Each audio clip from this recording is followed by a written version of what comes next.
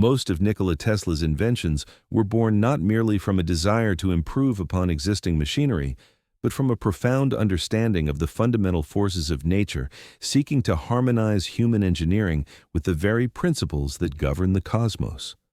When one looks at the conventional turbine, with its complex array of buckets, vanes, and blades, one sees a device fighting against the medium it seeks to harness, a violent collision of metal and fluid that results in inevitable energy loss, turbulence, and mechanical stress. Tesla saw this conflict and envisioned something radically different, something that did not oppose the fluid, but rather moved with it, utilizing two inherent properties of physics that had been largely overlooked in mechanical engineering until his time: adhesion and viscosity. The result was the Tesla turbine, a bladeless centripetal flow turbine patented in 1913, a machine so simple in its construction, yet so profound in its theoretical underpinnings, that it remains a subject of intense study and fascination even a century later. To understand the genius of this device, one must first strip away the preconceptions of how a turbine should look and instead focus on how a fluid actually moves. In the standard paradigm of fluid dynamics applied to turbomachinery, the impulse and reaction turbines rely on the kinetic energy of a fluid striking a blade to transfer momentum.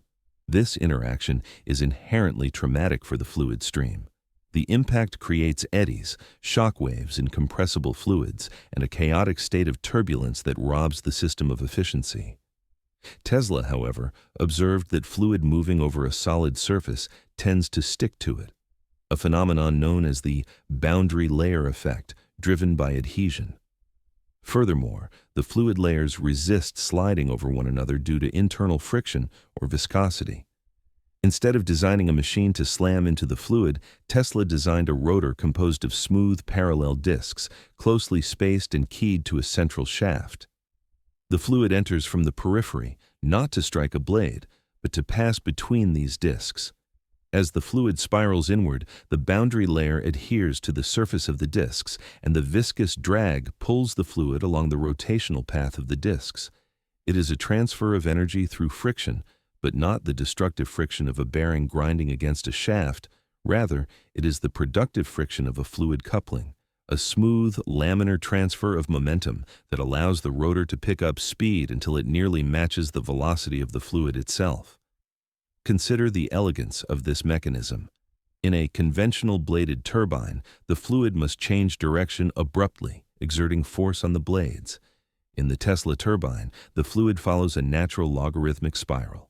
As it gives up its kinetic energy to the discs, it slows down and moves in a tighter spiral towards the exhaust ports near the center of the shaft. This path is the path of least resistance, the natural trajectory of a particle losing momentum in a vortex. By allowing the fluid to follow its natural inclination, the Tesla turbine minimizes the formation of turbulence and eddies that plague bladed designs. The efficiency of this energy transfer is theoretically much higher because the fluid is not being battered, it is being guided. This utilizes the skin friction drag, which in aerodynamics is usually seen as a nuisance to be minimized, but here is the primary motive force. It turns a liability into the engine of power. When you analyze the thermodynamics of this system, you begin to see why Tesla valued it so highly. The smooth transition of energy means that the expansion of the working fluid, be it steam, compressed air, or gas, occurs with minimal entropy generation compared to the violent expansions in bladed stages. The rotor discs act as a momentum trap.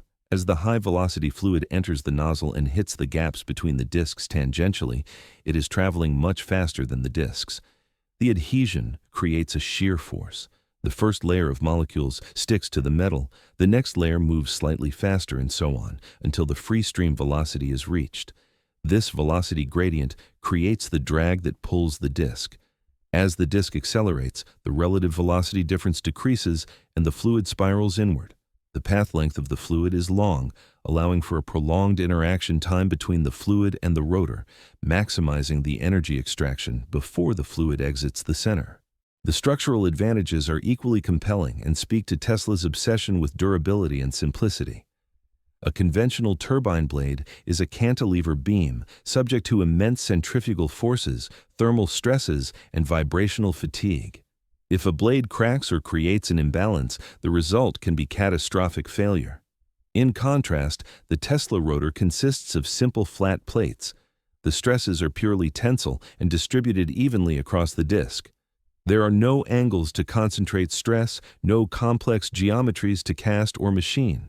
The rotor is naturally self-stabilizing. Because of the inherent properties of the fluid dynamics involved, the machine can operate at exceptionally high rotational speeds, speeds that would tear a bladed turbine apart. Tesla himself ran models at tens of thousands of revolutions per minute. The limitation was not the aerodynamics, but the material strength of the discs available in the early 20th century. Today, with carbon fiber and advanced composites, the potential power density of a Tesla turbine is staggering. Furthermore, this bladeless design addresses a critical issue in energy generation: the purity of the working fluid. Conventional turbines require pristine steam or gas. Any particulate matter, water droplets in steam, or grit will erode the blades like a sandblaster, destroying the aerodynamic profile and ruining efficiency. The Tesla turbine, however, does not rely on lift profiles or delicate edges. The mechanism of adhesion and viscosity works regardless of whether the fluid contains particulates. In fact, Tesla suggested that the turbine could handle mixed fluids, geothermal steam with grit, or even act as a pump for viscous fluids like crude oil. The boundary layer protects the disc surface from direct impact of particulates, cushioning the metal with a layer of the fluid itself. This makes the design incredibly robust and versatile, capable of operating in environments where standard turbines would fail within hours. However, to simply praise the design without understanding the nuances of the flow regime is to miss the scientific depth of the challenge. The distance between the discs is a critical variable. It must be optimized for the boundary layer thickness, which changes with the fluid's viscosity and the flow velocity. If the discs are too far apart, a core of fluid passes through without interacting effectively with the discs, leading to bypass and loss of efficiency. If they are too close, the boundary layers from opposing discs merge, choking the flow and creating excessive back pressure. This is the realm of the Reynolds number, a dimensionless quantity in fluid mechanics that predicts flow patterns. For the Tesla turbine to operate at peak efficiency, the flow between the discs needs to be laminar or at least controlled. At high Reynolds numbers, turbulence can develop even between the discs, which disrupts the smooth shear transfer. Tesla's intuition for these factors was remarkable, but modern computational fluid dynamics allows us to visualize these stress fields and velocity vectors in ways he could only imagine. The concept of frequency and vibration also plays a subtle but vital role here. Every mechanical system has a resonant frequency. In bladed turbines, the passing of blades past stator vanes creates high-frequency pressure pulsations that can induce destructive vibrations in the structure. The Tesla turbine, being continuous in its geometry, generates a smooth, continuous torque. There are no discrete pulses of force corresponding to blade-passing frequencies.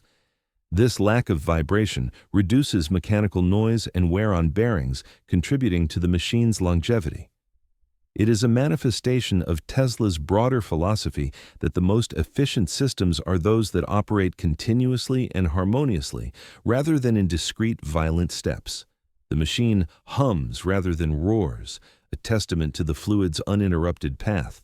But as we delve deeper into the mechanics, we see that the potential remains dormant, waiting for material science to catch up. The principle of utilizing the fluid's own properties, adhesion and viscosity, rather than fighting against them, represents a higher order of engineering. It is an approach that aligns with the natural flow of energy in the universe. Just as a planet orbits a star not by impact, but by the curvature of space-time, the fluid drives the Tesla turbine not by impact, but by the curvature of its flow path and the frictional coupling of its mass. This is a direct application of harnessing the medium's inherent resistance to create motion, a concept that resonates with Tesla's ideas on resonance and energy transmission. The fluid is not a passive victim of the machine, it is an active participant in the energy exchange. To fully grasp the efficiency, we must look at the specific entropy changes. In an ideal adiabatic process, the Tesla turbine approximates a reversible expansion more closely than a bladed turbine because the friction is the mechanism of work extraction, not a parasitic loss. In a bladed turbine, friction is a loss. In a Tesla turbine, friction is the coupling. This is a distinct and often misunderstood difference. While skin friction on the housing and other non-working surfaces is indeed a loss, the skin friction on the discs is the very thing doing the work. Therefore, the theoretical limit of the Tesla turbine's efficiency is bounded only by the nature of the fluid and the geometry of the spiral path. If the Tesla turbine is a masterpiece of inward spiraling energy extraction, then its inverse operation reveals an even deeper insight into the symmetry of Tesla's engineering philosophy. Consider this. If you take the same stack of parallel discs, enclose them in a volute housing, and instead of letting fluid drive the shaft, you apply torque to the shaft to spin the discs, what happens? The machine transforms instantly from a turbine into a pump. This reversibility is not merely a mechanical convenience. It is a demonstration of the fundamental laws of conservation and the bidirectional nature of the fluid coupling. In the pump configuration, the physics are reversed, but the principles of adhesion and viscosity remain the absolute rulers. Fluid enters the center of the rotating stack through the open spaces near the shaft. As the discs spin, the boundary layer of fluid adhering to the surface is dragged along. However, unlike the turbine where the fluid spirals inward to exit, the centrifugal force in the pump configuration overpowers the inward pressure, flinging the fluid outward in a widening spiral towards the periphery.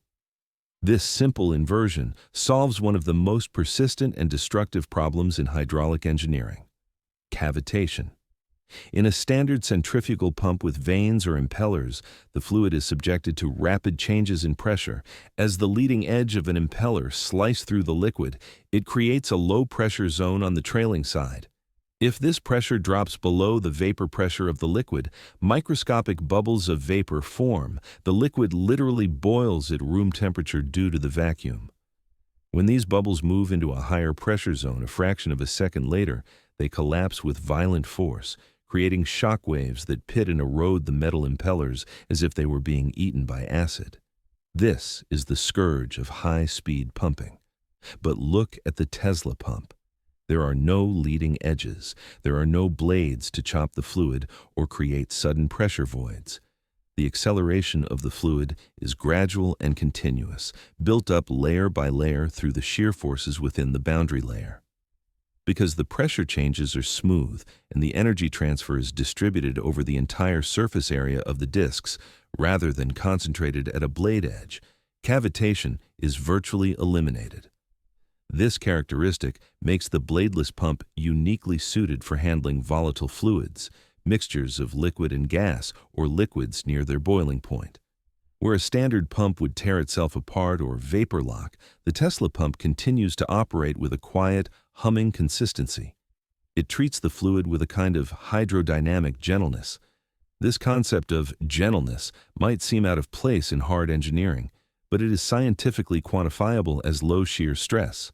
This brings us to a fascinating modern application that validates Tesla's intuition in a field he likely never anticipated: bioengineering. Imagine the task of pumping blood. Blood is a non-Newtonian fluid. It is a delicate suspension of living cells. Standard mechanical pumps with blades or impellers introduce high shear stresses that can rupture red blood cells, a condition known as hemolysis. The turbulence and the impact of the blades damage the biological cargo. However, the Tesla pump, with its laminar flow and lack of impact surfaces, can transport blood with minimal damage. The fluid, blood, adheres to the discs and is moved by the viscosity of the plasma, keeping the cells intact. This specific application highlights the profound utility of viscosity-based propulsion. It proves that working with the medium's resistance is superior to forcing the medium to yield. Let's deepen the analysis of viscosity. In classical mechanics, friction is the enemy. We oil bearings to reduce it. We polish surfaces to eliminate it. But in the Tesla engine, viscosity, internal fluid friction, is the hero. The efficiency of the momentum transfer is governed by the Reynolds number and the spacing between the disks. The physics dictate that for maximum efficiency, the spacing must be small enough that the boundary layers from adjacent disks interact, yet large enough to allow mass flow. If we look at the velocity profile of the fluid between two rotating disks, we see a parabolic distribution in laminar flow. The fluid velocity is highest at the disk surface, equal to the disk speed, and lowest in the center of the gap in the turbine reference frame relative to the disk. The torque generation is the integral of the shear stress over the surface area. Here, tau represents the shear stress, which is the product of dynamic viscosity and the velocity gradient. This equation reveals why Tesla was so confident in the scalability of his machine. To get more power, you don't necessarily need a larger diameter. You can simply add more disks, increasing the total surface area linearly. A stack of 50 disks has 100 working surfaces. This allows for an incredibly high power-to-weight ratio.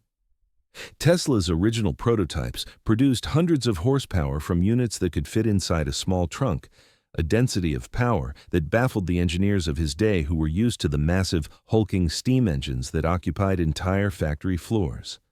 However, we must address the vibrational aspect of the efficiency. In the universe of energy, vibration is often a symptom of inefficiency, energy being lost to sound, heat, and structural shaking. A perfectly efficient machine would be silent, converting all input energy into work.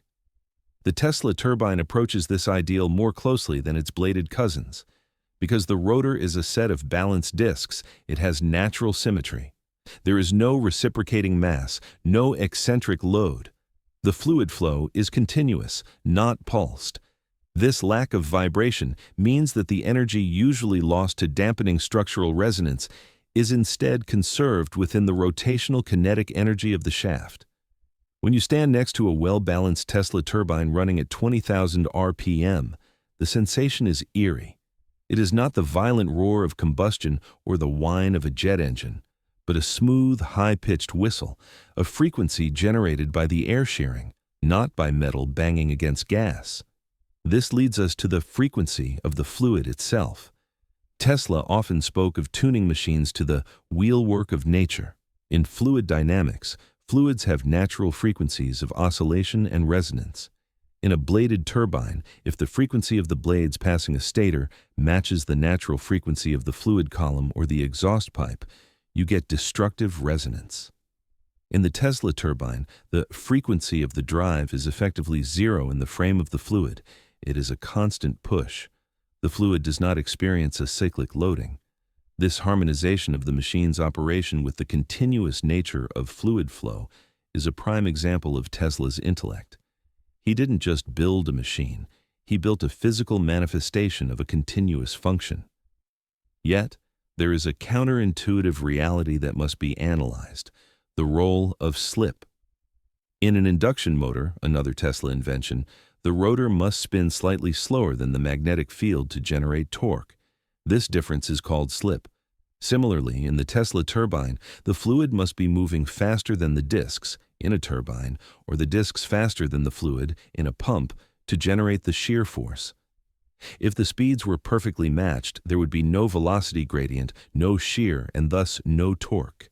Therefore, efficiency in a Tesla turbine is a complex trade-off.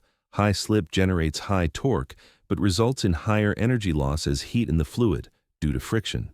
Low slip means high efficiency, kinetic energy is transferred effectively, but lower torque. This creates a specific operating characteristic. The Tesla turbine is most efficient at high speeds and low torque loads. It loves to run fast.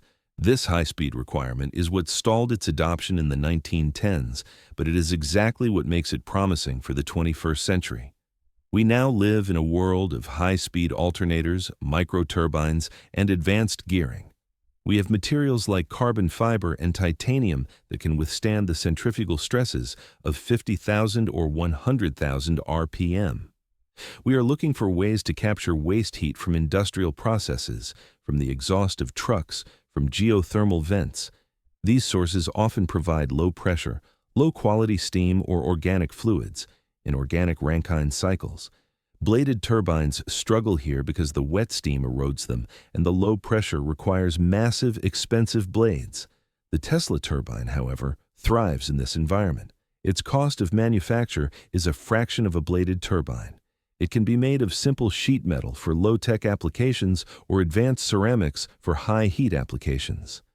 Furthermore, when we analyze the boundary layer interactions, we must consider the Prandtl number of the fluid, the ratio of momentum diffusivity to thermal diffusivity. Tesla's design is implicitly more effective with fluids of high viscosity.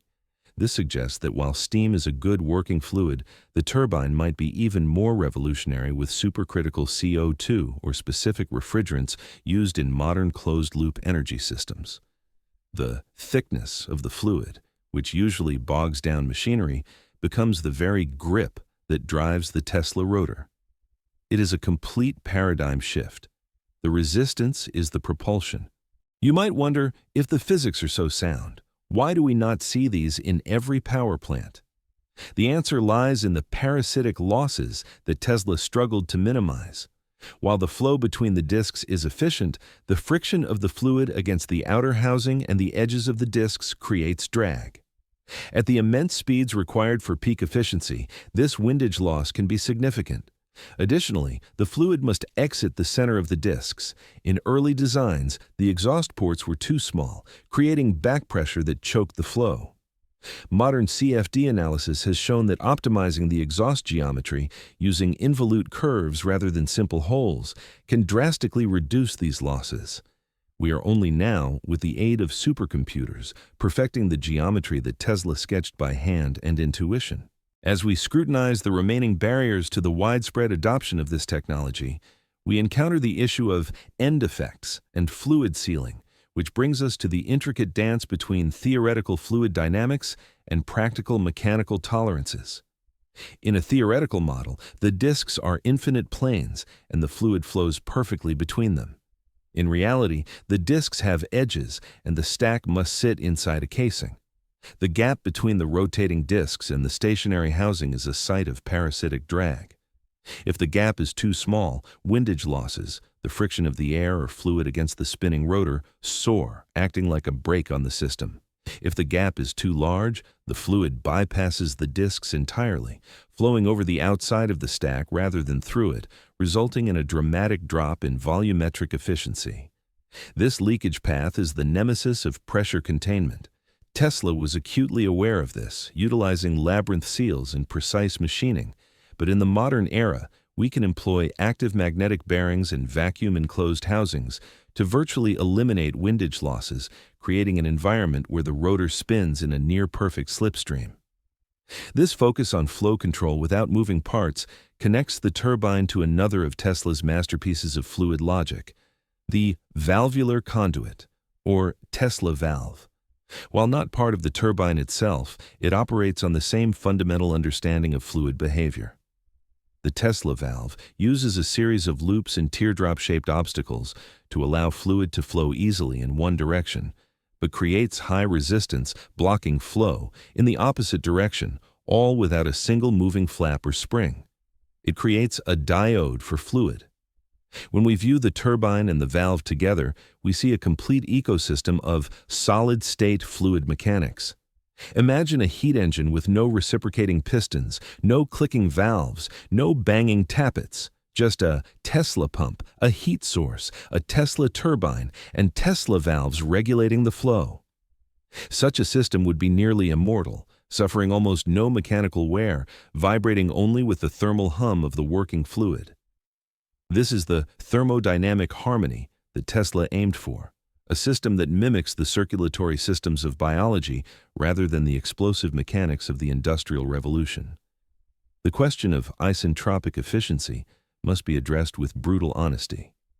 In current comparative studies, a highly advanced, computer-optimized bladed turbine in a massive power plant can achieve isentropic efficiencies in the high 80s or low 90s% range. Tesla turbines built by hobbyists or small research teams often struggle to break 40% or 50%. Skeptics point to this gap as proof of the design's failure. However, this is a scientifically dishonest comparison. It compares a technology that has enjoyed billions of dollars in R&D and a century of iterative refinement against a technology that was effectively abandoned in 1920 and has only recently been dusted off. The bladed turbine has reached its asymptotic limit. There is very little room left to improve it. The Tesla turbine, however, is at the bottom of its development curve. With modern computational fluid dynamics allowing us to optimize the spiral path, the disk surface texture, using micropitting to enhance boundary layer adhesion, similar to a golf ball's dimples, but for drag induction, and the nozzle geometry, the theoretical efficiency ceiling is climbing rapidly. We are finding that for specific Reynolds numbers, particularly in viscous flows or small-scale applications, the Tesla turbine is actually thermodynamically superior. This superiority finds its true home in the emerging field of waste heat recovery and the organic Rankine cycle. Our world is leaking energy. The exhaust of your car, the chimney of a factory, the back of a data center server rack all spew heat into the atmosphere. This is low-grade energy, often fluctuating and dirty. Conventional turbines are too expensive and fragile to deploy for such small variable sources. You cannot put $1 million precision-bladed turbine on a semi-truck exhaust. But a Tesla turbine? It is cheap, rugged, and indifferent to the quality of the steam or gas. It can harvest this scattered energy.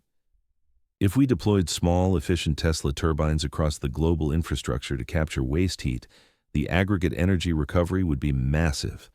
This aligns with the distributed energy model, shifting away from centralized gigawatt behemoths toward a network of millions of small, efficient harvesters resonating with the very frequencies of energy usage in human society. Furthermore, we must consider the material implications of energy density. The kinetic energy of a rotating body increases with the square of its velocity. Because the Tesla turbine relies on high RPM to match fluid velocity, it is a perfect candidate for advanced flywheel energy storage systems. A rotor made of carbon nanotubes or graphene-infused composites could spin at speeds that would disintegrate steel, serving a dual purpose, generating power from fluid flow and storing excess energy as rotational inertia. This hybrid functionality turns the turbine into a mechanical battery, smoothing out the fluctuations of renewable energy sources like wind or solar. The integration of generation and storage into a single moving part is a level of synthesis that current engineering is only just beginning to appreciate. It brings us back to the concept of vibration. The rotor becomes a stable gyroscope, anchoring the energy system. Ultimately, the analysis of the Tesla turbine forces us to confront a philosophical divergence in how we approach technology. The bladed turbine represents the philosophy of conquest. We shatter the fluid, we divert it by force, we impose our geometry upon nature. The Tesla turbine represents the philosophy of Aikido. We use the fluid's own momentum, we guide it, we allow the viscosity to do the work. The latter requires a deeper understanding of the invisible forces, the boundary layers, and the frequencies. It is a machine that operates in the domain of the subtle. Tesla famously said, "If you want to find the secrets of the universe, think in terms of energy, frequency, and vibration." His turbine is the mechanical embodiment of that quote. It relies on the energy of heat, the frequency of rotation, and the vibration of the fluid molecules against the disk. It is not just an engine, it is a lesson in physics. As we stand on the precipice of a new energy era where efficiency and durability are paramount, the sleek, silent disks of the Tesla turbine are spinning up once again in laboratories around the world. We are realizing that the complexity of the bladed turbine was a detour, a brute force solution that worked for a time but carried the seeds of its own limitation. The simplicity of the Tesla design is not primitive. It is elemental. It strips away the unnecessary to reveal the pure interaction between matter and motion. It challenges us to design machines that look less like clockwork and more like nature, fluid, continuous, and integrated. Will we have the wisdom to look past the sunk costs of our current infrastructure and embrace a technology that works in synergy with the fluid properties of the universe? Or will we continue to fight against the very medium that powers us? The boundary layer separation in turbulent regimes prohibits the asymptotic convergence of isentropic efficiency in conventional reaction impulse hybridizations.